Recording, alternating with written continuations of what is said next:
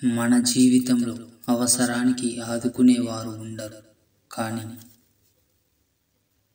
అవసరానికి వాడుకునేవారు చాలామంది ఉంటారు. జీవితం నటన ప్రపంచం. ఎవరి అవసరాలు వారివి, ఎవరి స్వార్థాలు వారివి. అవి తీర్చడానికి ఒక మనిషి ఉండాలి అంతే, కానీ ఆ మనిషికి విలువ ఇవ్వరు.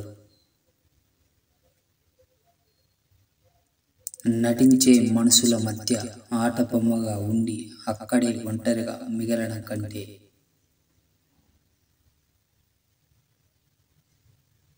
వాళ్లకు దూరంగా వెళ్ళటమే ఎంతో ఉత్తమం. వెతుక్కుంటూ వెళ్ళకు, అవమానపడతావు. ఎదురు చూస్తూ ఉండకు, మోసపోతావు.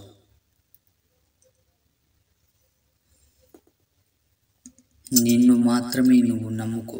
ఇది నటన ప్రపంచం.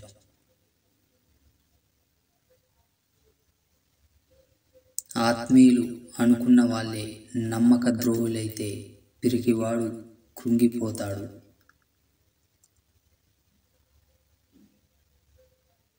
అదే ధైర్యవంతుడు వాళ్ళ ముసుగులు తొలగిపోయినందుకు ఆనందపడతాడు.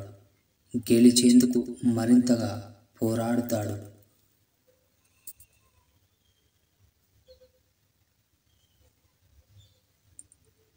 మనిషి కాదు మారాల్సింది, మనసు మారాలి. ఆలోచించే విధానము మారాలి.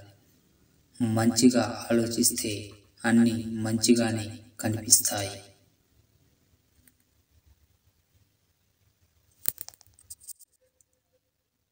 చెడుగా ఆలోచిస్తే అన్నీ చెడుగానే కనిపిస్తాయి. నిన్ను విమర్శించే వాళ్ళను నువ్వు ఏమీ అనకు. ఎందుకంటే నిన్ను చూసి సిగ్గుతో వాళ్ళు తలదించుకునే రోజు వస్తుంది కాబట్టి.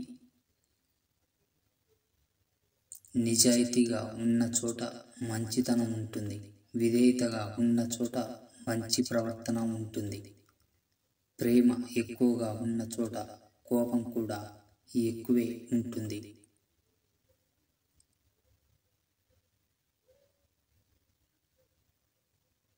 కష్టకాలంలో నా అనుకున్న వారు దూరమయ్యారు అని బాధపడవు.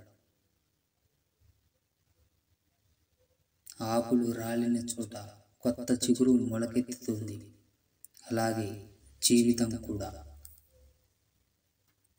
నీతో మేము ఉన్నామంటూ నీ జీవితంలోకి వస్తూనే ఉంటారు. నిన్ను వదిలేసిన వాళ్ళ గురించి బాధపడవు.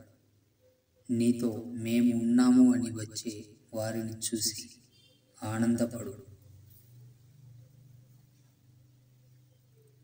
నీకు జరిగిన అవమానం నువ్వు తప్పకుండా తిరిగి చెల్లించాల్సిన అప్పు లాంటిదే. అయితే అన్నిటికీ సమాధానం చూపెట్టు. ఓసారి వద్దనుకొని వదిలేసిన వారు మళ్ళీ పిలిచారు అని పరిగెత్తకు. వెళ్ళే ముందు ఈసారి చేసే అవమానం ఇంకెంత ఘోరంగా ఉంటుందో అని ఊహించుకో చాలు.